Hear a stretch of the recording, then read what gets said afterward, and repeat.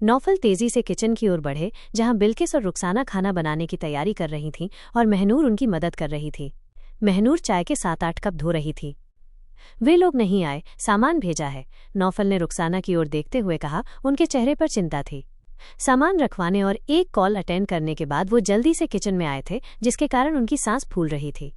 ये कैसी हरकत है? रुखसाना उन्हें हैरानी से देखने लगी। ये उनके लिए एक बड़ा झटका था और वाकई ये एक बहुत ही बुरा और सोचने वाली बात थी। उन्हें खुद आना चाहिए था, क्योंकि नया रिश्ता जुड़ा था तो उनका आना जरूरी था। ऐसे कौन करता है भला? बिल्किस ने भी उनकी बात सुनकर अपनी भावनाएं व्यक्त की। उनकी बात सुनकर महनूर कुछ देर के लिए उनकी ओर मुतवज्जे हुए और फिर से कप पर साबुन मलते हुए अपना ध्यान कप मांजने में लगा दिया। उन्होंने कॉल करके कहा है कि उनकी फैमिली में किसी की मौत हो गई है, इसलिए वे नहीं आ पाए और सामान भेज दिया। उनका ख्याल है कि आना जाना तो होता रहेगा, आप बुरा ना माने तो मैंने भी शिकायत नहीं की। नौफल ने शुरू से आखिर तक उन्हें पूरी बात बताई। महनूर कपों को बीच में छोड़कर हाथ धोने लगी। 4 कप धोकर वो रैक में लगा चुकी थी, बाकी साबुन लगे हुए 3-4 कप और रखे थे, उन्हें बीच में ही छोड़कर वो अपने हाथों को धोने में लग गई। उसका चेहरा बेतासुर था, मगर दिल और दिमाग में कई बातें चल रही थीं। कोई बात? रुखसाना की बात बीच में ही रुक गई, क्योंकि महनूर तेजी से कदमों के साथ साबुन लगे हुए कपों को बीच में छोड़कर किचन से बाहर निकल गई। इसे क्या हो गया? रुखसाना उसे इस तरह किचन से बाहर निकलकर जाते देख बोली। क्या वो सगाई से खुश नहीं? बिल्किस ने महनूर के अंदाज पर गौर फरमाते हुए कहा। ऐसी बात नहीं है, वो राजी है, शायद कोई काम होगा, नौफल ने बिल्किस की बात सुनते ही कहा। महनूर तौलिए से अपने गीले हाथ पोंछने के बाद अपने कमरे की तरफ बढ़ी ही थी कि शाहमीर ने उसे आवाज देकर रोका। सुनो। वो पीछे मुड़कर उसकी ओर देखने लगी। यकीनन वो अब उससे कुछ ऐसा कहने वाला था जिससे उसका मूड और खराब होगा। यह बात वो उसके चेहरे को देखते ही जान गई, मगर उसकी बात सुनने के लिए रुकी रही ताकि उसे बुरा ना लग जाए। तुमने शाहनूर को देखा? मेरे पास अभी अभी फोटो आई है उसकी। शाहमीर उसकी जानिब बढ़ते हुए बोला। नहीं, उसने जवाब दिया। मैं दिखाऊं? शाहमीर अपने हाथ में पकड़े हुए फोन को ऑन करते हुए बोला। मुझे नहीं देखनी, उसने फौरन कहा। मेरे सामने ऐसी बातें कर रही हूं, कल ही देखना कैसे उससे बातें करके फोटो मंगवाओगी। शाहमीर ने उसकी बात सुनकर अपना फोन बंद कर लिया और अपनी शर्ट की पॉकेट में रखा। महनूर उसे इग्नोर करके अपने कमरे में दाखिल होने ही वाली थी कि उसकी बात सुनकर रुक गई। कसम खाती हूं, शादी से पहले न उसे देखूंगी, न उसके फैमिली में से किसी और को, न उससे बात करूंगी और न उसके फैमिली में से किसी और को। और एटलीस्ट तुम मुझसे उसके बारे में बात ना करो तो मुझे अच्छा लगेगा। तुम्हें मुझ में इतना इंटरेस्टेड नहीं होना चाहिए। महनूर ने उसकी तरफ देखते हुए रुक कर सख्ती से उससे कहा। ओके, आइंदा से ख्याल रखूंगा। और तुम्हें एक बात बतानी थी कि मेरी शादी की डेट फिक्स होने वाली है, उसके साथ ही तुम्हारी भी शादी की डेट फिक्स होगी, शाहमीर ने उसे बताया। उसे लगा कि शायद महनूर को ये बात नहीं मालूम होगी, मगर वो गलत था। अच्छी बात है, कहकर वो बेतासुर अपने कमरे में बगैर कुछ और देर रुके दाखिल हो गई। शाहमीर उसके कमरे में जाने के बाद मुस्कुरा दिया। तुम्हारे सास ससुर आए हुए हैं, मिल लो न बेटा जाकर। शादी की डेट फिक्स करने में रजामंदी बता दो। नौफल उसके सामने खड़े आधे घंटे से उसकी मिन्नतें कर रहे थे ताकि वो उसके साथ जाए, मगर वो थी कि तैयार ही नहीं थी। वो अपनी अलमारी से कपड़े बाहर निकालकर बेड में फेंकने वाले अंदाज में रख रही थी और एक ब्लैक कलर का बड़ा सा सूटकेस बेड के नजदीक खाली पड़ा हुआ था। मुझे नहीं जाना, मैंने कह दिया है, बस आप प्लीज जिद ना करें। मेरा किसी से भी मिलने का मूड नहीं है, महनूर ने खींचते हुए कहा। जितनी बार भी शाहनूर या उसके घर से कोई आया है, तुमने यही ड्रामा क्रिएट किया है। तुम उनसे कभी मिली भी नहीं। उनसे बात करोगी, मिलोगी, तभी रिश्ते मजबूत होंगे। नौफल ने उसे समझाने की कोशिश की। वो उसके सामने संजीदा खड़े हुए थे। मुझे कोई रिश्ते मजबूत नहीं करने, आपके मेहमान हैं, आप संभालें। अभी मेरा उनसे कोई ताल्लुक नहीं, अगर कभी ताल्लुक हुआ तो खुद संभाल लूंगी। ना समझ नहीं हूँ, मुझे सामान पैक करने दे, मामू थोड़ी देर में पहुंच जाएंगे, मुझे यहाँ से जाना है बस। अलमारी को तेज आवाज के साथ बंद करने के बाद वो बोली। ठीक है, कहकर नौफल कमरे से बाहर निकल गए। उनके पास इसके अलावा कोई और रास्ता नहीं था। महनूर अपनी जिद पर अड़ गई थी। उसे अब कैसे भी करके इन सबसे शादी तक के लिए दूर जाना था। वो बेड पर फैले हुए कपड़ों को जमा करके तह करने लगी। तह करते हुए एक एक को बैग में जमाने लगी। एक आधे घंटे के करीब वो कपड़ों को समेट समेट कर बैग में पैक करने लगी। उसके चेहरे पर उदासी के तासुरात मौजूद थे। वो खुद को सबकी अनचाही लड़की समझ रही थी, जिसके जज्बातों की मर्जी की किसी को भी परवाह नहीं, हत्ता कि उसके अम्मी अब्बू तक को भी नहीं। वो खुद को कमजोर, लाचार और बेबस महसूस कर रही थी। न तो खुद के लिए कुछ कर पा रही थी और न ही सबके सामने रोकर अपने जज्बात बयान कर पा रही थी। यकायक से सब रिश्ते नाते बदल गए थे, कोई भी उसका अपना नहीं रहा था। ननिहाल जा रही हो? ये आवाज सुनकर उसका ध्यान भटका। उसने सिर उठाकर ऊपर देखा। उसके सामने हफ्सा खड़ी हुई थी। कपड़े पैक करने के बाद बैग की चैन बंद करते हुए वो जवाबन बोली, वापस कब आओगी? हफ्सा ने उसकी जाने बाते हुए पूछा। मेहंदी और हल्दी के फंक्शन वाले दिन, उसने सपाट लहजे में कहा, चौंकते हुए। और तुम्हारी शादी की शॉपिंग क्या वहीं करोगी? उसने पूछा। अम्मी अब्बू कर लेंगे, उसने लापरवाही के साथ कहा। तुम्हारी शॉपिंग वो क्यों करेंगे? तुम करोगी अपनी मर्जी से, हफ्सा ने उसके कंधे पर हाथ रखकर कहा। जब शादी ही उनकी मर्जी से हो रही है तो शॉपिंग भी उनकी मर्जी से हो जाएगी, उसने साफ साफ लफ्जों में बात कही। मैं जानती हूँ तुम्हारे साथ बुरा हो रहा है, मगर भागने से मुश्किलें नहीं सुलझती, हफ्सा ने उसे समझाने की कोशिश की। मैं भाग नहीं रही, सबको उनकी मर्जी चलाने दे रही हूँ और अपना हाल अल्लाह पर छोड़कर यहाँ से कुछ दिन दूर जाना चाहती हूँ। महनूर ने उसे अपने जज्बात बताए। कुछ दिन नहीं, 1.5 महीना। शादी की डेट फिक्स कर दी है, 18 और 19 तारीख है तुम्हारी और शाहमीर की शादी की, उसने बताया। उसकी बात सुनकर वो चुप हो गई। उसे समझ नहीं आया कि अब वो उसे क्या कहे। तुम शाहनूर से बात करके शादी को रोक क्यों नहीं लेती? हफ्सा ने उसे ऑप्शन देते हुए कहा। नहीं, जो होना है होने दे, सब देख लूंगी, जब्त करना जानती हूँ, महनूर ने कहा और बेड पर रखे अपने फोन को उठा लिया। हफ्सा उसकी तरफ देख रही थी। उसने किसी के नंबर डायल किए। बोलो डार्लिंग, कॉल पिक हुई?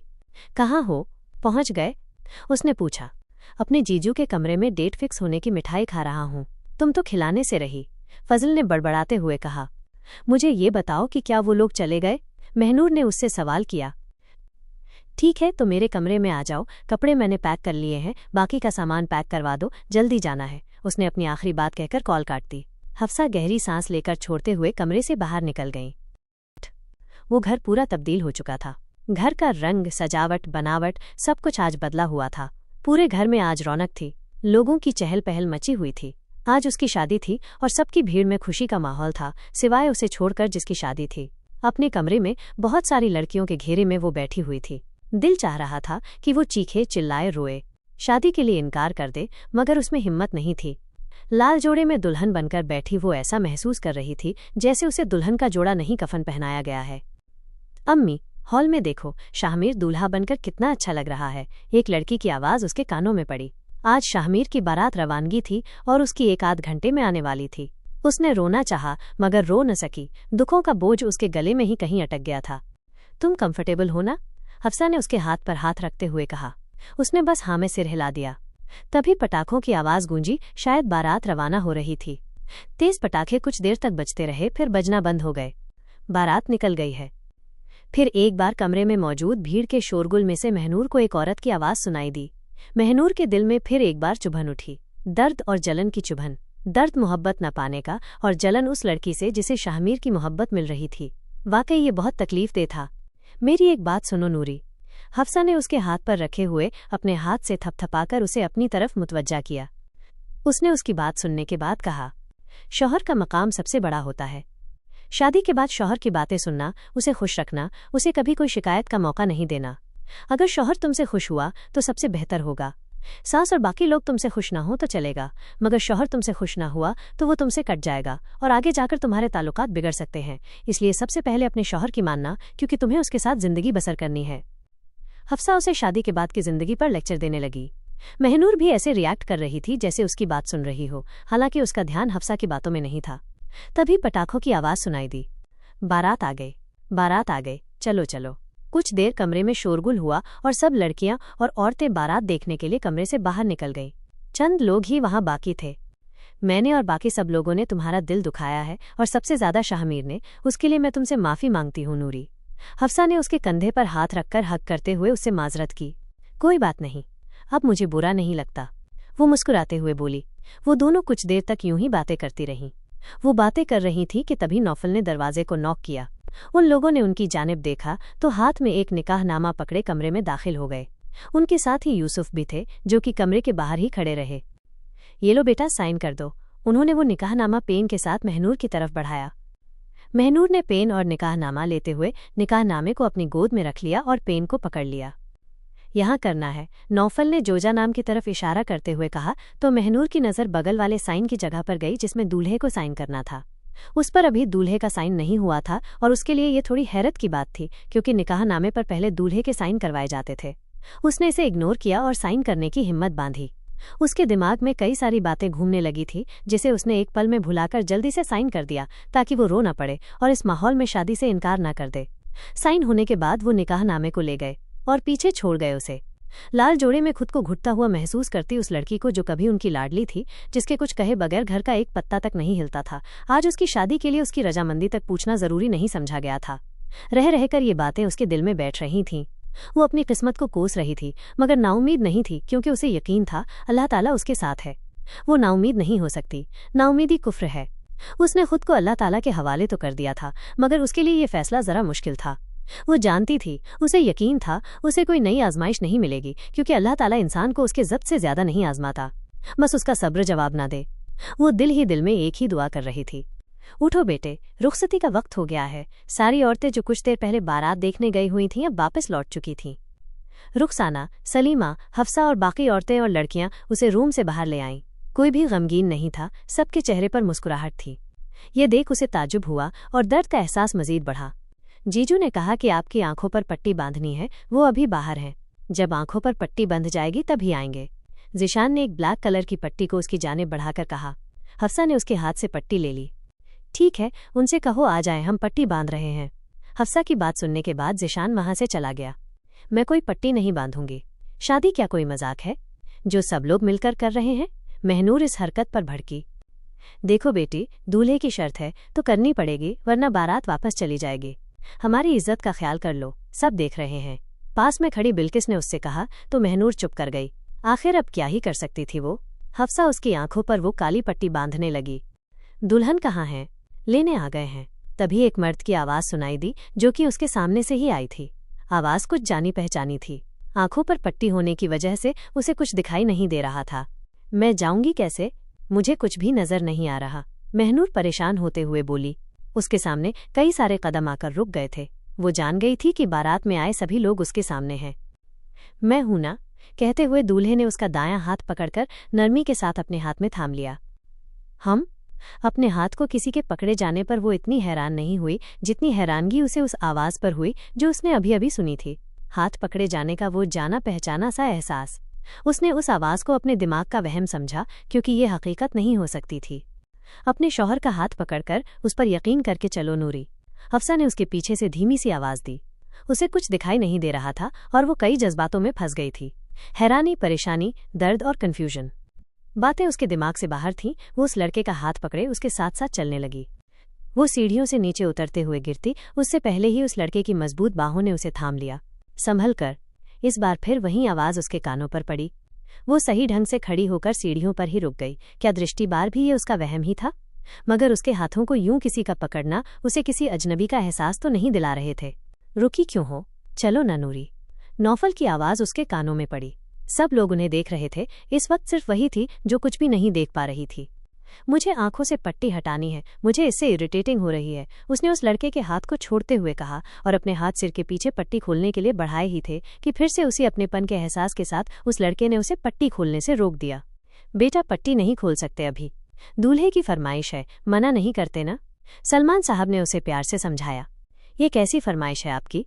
मैं इस पर बिल्कुल भी राजी नहीं हूँ।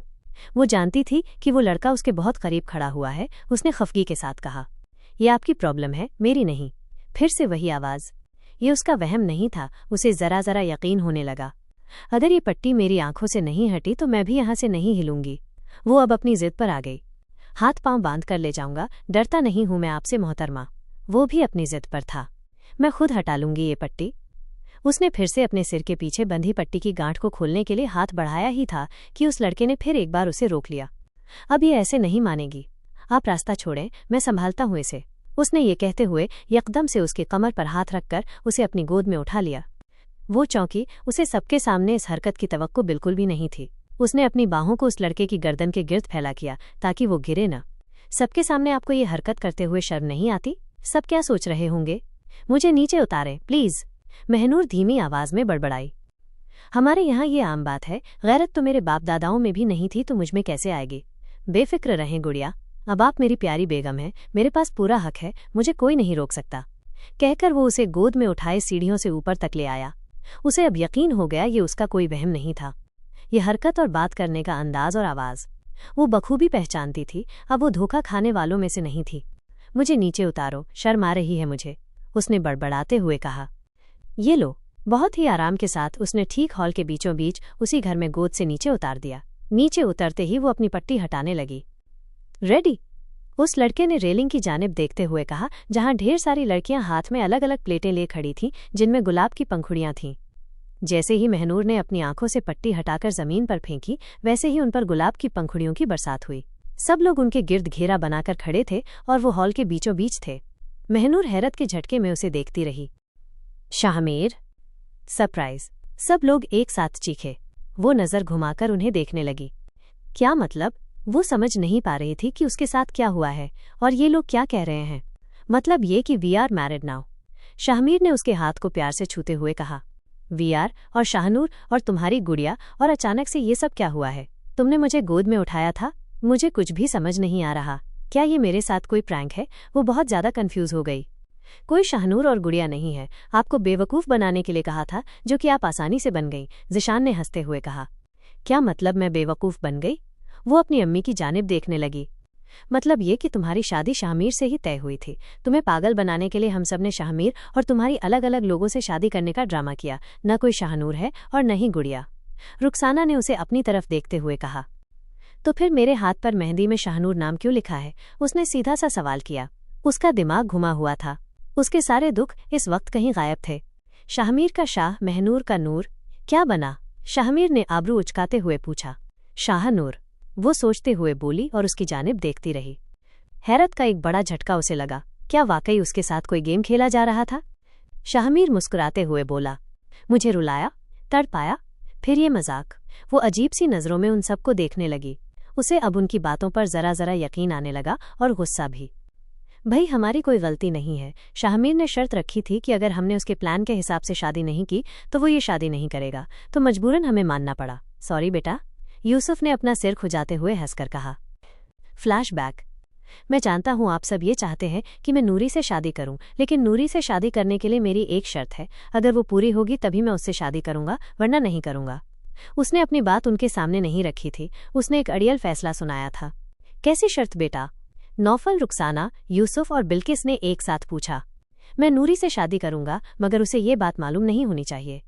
उनकी बात सुनकर उसने एक पल फिर सोचा और फिर अपनी शर्त उनके सामने रख दी। शर्त रखते हुए वो बिल्कुल भी झिझका नहीं। वो इसके लिए पहले ही खुद को तैयार कर चुका था। क्या मतलब? सबने हैरानी से उसकी तरफ देखा। मतलब ये कि आप लोग यहाँ से जाने के बाद उसे ये कह देना कि मैं किसी और लड़की को पसंद करता हूँ, मेरी ऑलरेडी कोई गर्लफ्रेंड है और मैं उसी से शादी करूंगा। उसे इस बात पर यकीन दिलाने का काम मैं करूंगा। जब उसे यकीन हो जाएगा तो आप मेरी सगाई मेरी गर्लफ्रेंड यानी कि नूरी से कर देना और नूरी से ये कह देना कि उसकी सगाई किसी और लड़के से कर दी है। कुछ दिनों बाद शादी की डेट फिक्स कर देना। उसे बस शक नहीं होना चाहिए, उसके सामने शादी की डेट सेम ही रखना। ऐसे वो सोचेगी कि उसकी शादी किसी और लड़के से हो रही है और मेरी किसी और लड़की से, मगर शादी हम दोनों की होगी। मैं उसे उसकी जिंदगी का सबसे बड़ा सरप्राइज देना चाहता हूँ और उसे इसका अंदाजा भी नहीं होना चाहिए। कुछ दिन वो उदास रहेगी, मगर आप लोगों को उसकी उदासी को उसके आने वाले वक्त की खुशी के लिए इग्नोर करना होगा। और हाँ, अगर किसी ने मेरा प्लान बिगाड़ने की कोशिश की तो अच्छा नहीं होगा। वो अपने तरीके से अपनी बात करीब 5-6 मिनट तक उन्हें समझाने लगा। जब उसने अपनी बात खत्म की तो सब उसे अजीब ढंग से देखने लगे। ये कैसी शर्त है भला? इससे नूरी रोएगी, उसे तकलीफ होगी। सलमान साहब ने शाहमीर की बात सुनकर बड़बड़ाते हुए कहा। वो तो तब भी होगी जब मैं उससे शादी के लिए इनकार करूंगा और दिल टूटेगा वो अलग। वो अपनी शर्त से अब पीछे हटने वाला नहीं था। क्या मतलब कि शादी से इनकार करोगे? रुखसाना ने अजीब तरीके से उसकी जानिब देखा। अगर शर्त नहीं मानी तो इनकार ही करूंगा, और क्या? उसने लापरवाही के साथ अपने कंधे उचकाए। वो अपनी शर्त मनवाने के लिए अब जिद में अड़ गया था। नामुमकिन है, नूरी को अगर मालूम हुआ तो वो हम सब पर भड़केगी, सलीमा ने नूरी के गुस्से के बारे में सोचते हुए कहा।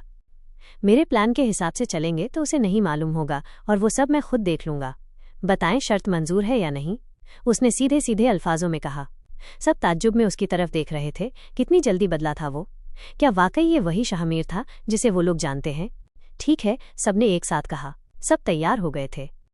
हाल प्रेजेंट टाइम।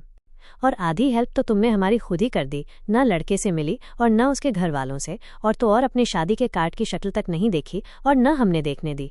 शाहमीर शातिर अंदाज में मुस्कुराहट लिए बोला। और इसीलिए पहले निकाहनामे पर मुझसे साइन करवाए? महनूर ने उससे पूछा। अब धीरे धीरे करके उसे सारी बातें समझ आ रही थीं। ऑब्वियसली, वो शरारती अंदाज में बोला। यू चीटर, तुमने मुझे बहुत रुलाया है। मेरी जिंदगी में मैं कभी इतना नहीं रोई, समझे? मैं तुम्हें कभी माफ नहीं करूंगी, और आप लोग जो इसके साथ शामिल था वो मेरे आंसुओं का हिसाब देगा, देखना। उसने खफगी के साथ अंगुली दिखाते हुए कहा। नहीं यार, ऐसा तो मत बोलो। मुझसे मोहब्बत करती हो, तुम्हें इसलिए इतना बड़ा सरप्राइज दिया। देखो तो सही, राइटर महनूर नौफल की शादी थी, अगर आम अंदाज में हो जाती तो अच्छा लगता भला। शाहमीर ने उसे फुसलाने की कोशिश की। मैंने तुम्हारे लिए क्या कुछ नहीं किया। तुम्हारे लिए अंडे की रेसिपी बनानी सीखी, करी बनानी सीखी, ड्रेसिंग सेंस तुम्हारी पसंद के मुताबिक चेंज किया, तुम्हारी पसंद के मुताबिक अपने बालों को कटवाया था मैंने, हालांकि मुझे लंबे बाल पसंद हैं। हर चीज़ तुम्हारी पसंद के मुताबिक करती हूँ और करती थी। और तुमने क्या किया है? बस मुझे रुलाया है। उसने शिकायतें शुरू कर दी। तुम्हारी पसंद के मुताबिक मैंने तुमसे शादी की है, इतना बड़ी खुशी तो दी है तुमसे शादी करके। अगर वाकई किसी शाहनूर से हो जाती तब क्या करती? नाराज तो नहीं हो वो न यार? मैं मिल तो गया हूँ तुम्हें, तुम्हारे लिए ये सबसे बड़ी खुशी होनी चाहिए अब। शाहमीर के चेहरे की मुस्कुराहट उसकी बात सुनकर गायब हो गई। उसने अपनी बात उससे कही। मैं सब समझती हूँ, देखो कैसे बहलाने की कोशिश कर रहे हो। मैं तुमसे खफा हूँ, सबको माफ कर दिया है, मगर तुम्हें नहीं करूंगी। जाओ अपनी उसी गुड़िया के पास, आई डोंट केयर। कहकर वो नाराजगी और गुस्से में वहां से शाहमीर के कमरे की तरफ चली गई। किसी ने उसे रोकने की कोशिश नहीं की, क्योंकि उसकी नाराजगी बनती भी थी। आप लोग देखते रहे हैं, कुछ कहा क्यों नहीं? शाहमीर ने अपने वालिदैन और चाचा ताया की ओर देखते हुए मुंह बनाते हुए कहा। हमें क्या मालूम, तुम्हारा मसला है, तुम निपटो। हम सबको तो माफ कर दिया है उसने, सुना था ना तुमने? सलमान साहब ने उसे याद दिलाने की कोशिश की। और मैं? वो हैरत में उनकी ओर देखने लगा। एक पल में वो सब लोग उसके लिए लापरवाह हो गए थे। बहुत करने दी थी उन्होंने उसकी मनमानी। अब उसकी कोई बात वो लोग नहीं मानने वाले थे। जाकर मनाओ उसे। मैं क्या, तुम्हारे ही कमरे में गई है, कहीं ये न हो कि वो कमरे में सोए और तुम बाहर। जाओ भागो, इससे पहले कि वो डोर लॉक कर ले। हफ्सा ने उसकी बात सुनकर कहा तो उसने हाँ में सिर हिलाया और तेज कदमों के साथ अपने कमरे की जानिब बढ़ गया। वो सब लोग उसे उसके कमरे की तरफ जाते देख हंसने लगे। चलो भाई, हम लोग भी सोने चलते हैं, मियाँ बीवी का मामला खुद ब खुद ही सेट हो जाएगा। सलीमा ने कहा तो सब लोगों ने हाँ में सिर हिला दिया और अपने अपने कमरों की जानिब बढ़ गए। वो कमरे का दरवाज़ा बंद करने ही वाली थी कि शाहमीर उसके सामने आ गया। वो दरवाजे को आधा बंद किए उसे घूरने लगी। ये चील जैसी नज़रों को हटाओ और अपने दूल्हे को प्यार से अंदर आने दो, शाहमीर ने रिक्वेस्ट की। बदले में क्या मिलेगा मुझे?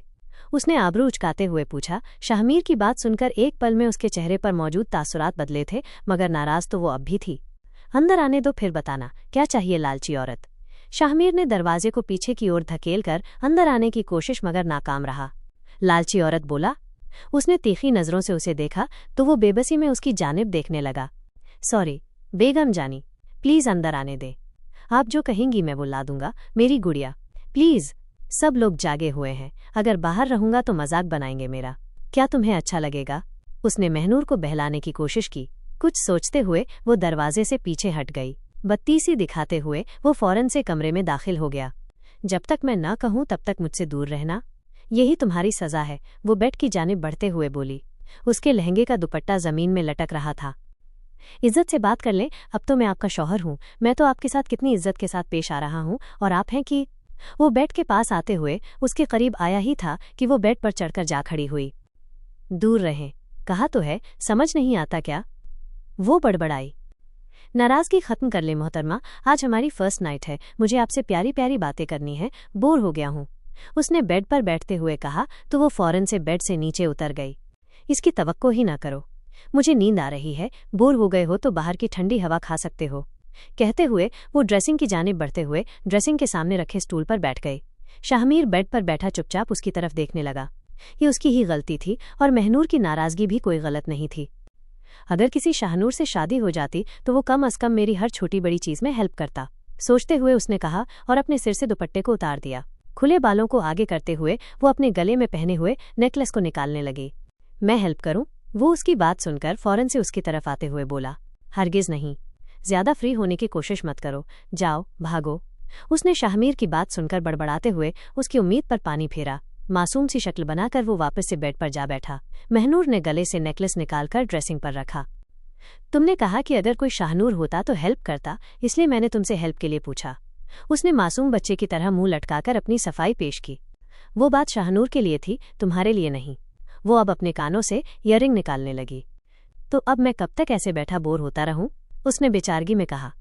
किसने कहा है बैठने के लिए? लेट जाओ। वो फिर बड़बड़ाई और अपने दूसरे कान से ईयरिंग निकालकर ड्रेसिंग टेबल पर रखा। ठीक है, अगर तुम्हें मेरी नहीं जरूरत तो कोई बात नहीं, मैं तन्हा था, तन्हा रह लूंगा। अगर तुम्हारे दिल में मेरे लिए मोहब्बत अब खत्म हो गई है तो ठीक है, मैं उदास होकर ही सो जाता हूँ। वो रोनी सी आवाज में बोला और ब्लैंकेट लेते हुए बेड पर लेट गया। महनूर उसे इग्नोर करके अपनी ज्वेलरी उतारने लगी। उसे करीब 20-30 मिनट भारी भरकम ज्वेलरी को उतारने में लगे। जब सारी ज्वेलरी उतार ली तो शाहमीर का ख्याल आया। वो काफी देर से चुप था। उसने सिर पर दुपट्टे को ओढ़ते हुए गर्दन मोड़कर पीछे देखा। वो वाकई ब्लैंकेट ओढ़े सो गया था। उसको सोता देख वो स्टूल पर से उठ गई। शामीर, तुम सो गए?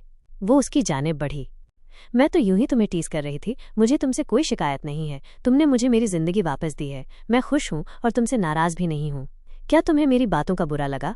वो बेड की तरफ आई और ब्लैंकेट को उसके चेहरे पर से हटाते हुए कहा। उसकी आंखें बंद थी, वो शायद सो चुका था। उसे बहुत गिल्टी फील हुआ। शायद उसने शाहमीर को हर्ट कर दिया था। तुम सच में सो गए? वो पलकें झपकाते हुए उसकी ओर देखने लगी। नहीं। अगले ही पल शाहमीर ने आंखें खोल लीं। वो सोया नहीं था बल्कि नाटक कर रहा था। वो अगले ही पल ब्लैंकेट हटाकर उठ बैठा। उसकी इस हरकत पर महनूर हंस पड़ी। पागल लड़के, डरा दिया था तुमने मुझे, उसने हंसते हुए कहा। आ जाओ अब। ड्रामा खत्म हो गया। उसने अपना हाथ उसकी तरफ बढ़ाया तो महनूर उसका हाथ पकड़कर बेड पर बैठ गई। अब लग रही हो ना मेरी गुड़िया? वो उसे अपने सामने बैठा देख मुस्कुराते हुए बोला। तुम मुझे गुड़िया क्यों कहते हो? आखिरकार वो अपने दिमाग में चल रहे सवाल को उसके सामने ला बैठी। क्योंकि तुम्हारी पैदाइश के बाद जब सब लोग तुम्हारा नाम चूज करने में लगे थे तब मैं 5 का था और तुमने पहली बार मेरी उंगली पकड़ी थी। तब मेरे मुंह से एक लफ्ज निकला था, मेरी प्यारी गुड़िया, जिसे मैं कभी नहीं भूलता। तुम अब भी वैसी ही हो, मेरी गुड़िया। और मैं बचपन में तुम्हें गुड़िया कहने का हक किसी को भी नहीं देता था और आज भी ये हक मेरे अलावा किसी के पास नहीं। उसने महनूर की बात का जवाब दिया। उसका जवाब सुनकर वो मुस्कुराते हुए उसकी तरफ देखती रही। बचपन से तुम मेरे साथ रही हो, अब तो ताउम्र रहोगी और मुझसे मोहब्बत भी करती हो तो मेरे लिए कोई स्पेशल शायरी राइटर साहिबा? उसको मुस्कुराता देख शाहमीर ने फौरन से फरमाइश की। हाँ, बहुत लिखी हैं। इनफैक्ट सब तुम्हारे लिए ही लिखी हैं, उसने मुस्कुराते हुए कहा। तो कोई एक खास सुनाना पसंद करेंगी? उसने फिल्मी अंदाज में पूछा तो महनूर सोचने लगी। ये मैंने तब लिखी थी जब मुझे ये लगने लगा था कि मेरे दिल में तुम्हारे लिए कुछ है, मगर मैं समझ नहीं पा रही थी। मुझे हर वक्त तुम्हारा ही ख्याल आता था, अब भी ऐसा ही है। अच्छा सुनो, हर वक्त, हर जगह, हर पल बस तुम्हें याद हो, जिसे कभी न भूल सकूंगी। तुम ऐसी एक बात हो। गलत फहमी है तुम्हारी कि मैं तुम्हें भूल जाऊंगी। हर गहराई, हर अंधेरे में तुम्ही मेरी चांदनी रात हो। हालात कुछ ऐसे हैं कि अब कुछ बता नहीं सकते। टूटे हुए दिल के टुकड़े अब दिखा नहीं सकते। किसी के आने की आस नहीं अब, बस तुम्ही मेरे खास हो। मत छोड़ो तन्हा मुझको, क्योंकि बस तुम्ही मुझे रास हो। हर वक्त, हर जगह, हर पल बस तुम्ही मुझे याद हो, जिसे कभी भूल न सकूंगी। तुम ऐसी एक बात हो। उसने शुरू की आखिरी लाइन पढ़ी। मुझे तुम्हारी मोहब्बत की कद्र है, शुक्रिया मुझे इतना चाहने के लिए। शायद ही कोई मुझसे ऐसी मोहब्बत करे। वो उसका हाथ पकड़ते हुए बोला। तो महनूर ने पलकें नीची कर लीं। तुम्हारा शुक्रिया, जो तुम मेरी जिंदगी में आए, मुझसे शादी की, वरना तो तुम्हारे पास और भी ऑप्शन थे। उसने गर्दन झुकाए हुए ही कहा। मगर तुमसे बेहतर कोई ऑप्शन नहीं था। दोस्त से हमसफर बनने का सफर मुबारक हो। लव यू जाना। वो उसके हाथ को पकड़े हुए उसकी मेहंदी पर नजर गड़ाए बोला। उसकी बात सुनकर उसने चौंकते हुए उसकी तरफ देखा। तुम भी मुझसे मोहब्बत करते हो? शादी क्या एंजॉय के लिए की है? उसने महनूर की बात सुनकर कहा। वो उसकी बात सुनकर हंस पड़ी। लव यू सोल्जर, उसने शाहमीर से नजरें हटाकर कहा। मजीद उसे देखता रहना उसके बस की बात नहीं थी। ये लफ्ज कहते हुए ही उसकी दिल की धड़कनें बढ़ चुकी थी। अल्लाह हम दोनों के रिश्ते को हमेशा सलामत रखे, कहते हुए शाहमीर ने प्यार से उसके माथे को चूम लिया। The end. ये कहानी यहीं खत्म होती है। कहानी को आखिर तक पढ़ने के लिए शुक्रिया। अल्लाह हाफिज।